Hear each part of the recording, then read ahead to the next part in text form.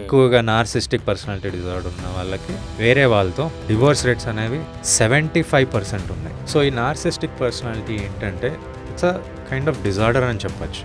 Early స్టేజెస్లో start అవుతుంది. అంటే వాళ్ళు 18, 19 ఇయర్స్, 20 ఇయర్స్లో వాళ్ళకి పర్సనాలిటీ అనేది ఫామ్ అవుతుంది.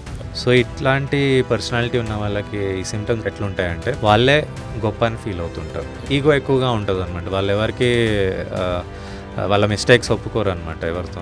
మిగతా చుట్టుపక్కల ఉన్న వాళ్ళందరూ వాళ్ళకంటే చిన్న అని ఫీల్ అవుతుంటారు. నేను వాళ్ళ మాట వినేది ఏంటంటే వాళ్ళు అనుకుంటారనమాట.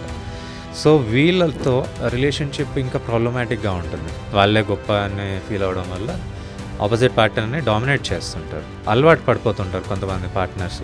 ఆ నార్సిస్టిక్ పర్సనాలిటీ డిజార్డర్ ఉన్నా కూడా ఆ పర్సన్తో అలవాటు పడిపోతుంటారు. వాళ్ళకి ఏంటంటే మోస్ట్లీ డిపెండెంట్ పర్సనాలిటీ. వాళ్ళు ఒక పర్సన్ కంపల్సరీగా ఉండాలి వాళ్ళ లైఫ్లో, లేకపోతే వాళ్ళు ఎక్కువగా డెసిషన్స్ తీసుకోలేరు. మోస్ట్లీ వాళ్ళు ఎక్కువగా అట్రాక్ట్ అవుతుంటారు. ఓకే. So yes. సో ఈ డిపెండెంట్ పర్సనాలిటీ ఉన్న వాళ్ళు అంటే వాళ్ళు ఎక్కువగా వాళ్ళ ఫాదర్ మీద డిపెండ్ అవ్వడం, లేకపోతే పార్ట్నర్ మీద ఎక్కువ డిపెండ్ అవ్వడం, ఇవన్నీ చూస్తుంటాం.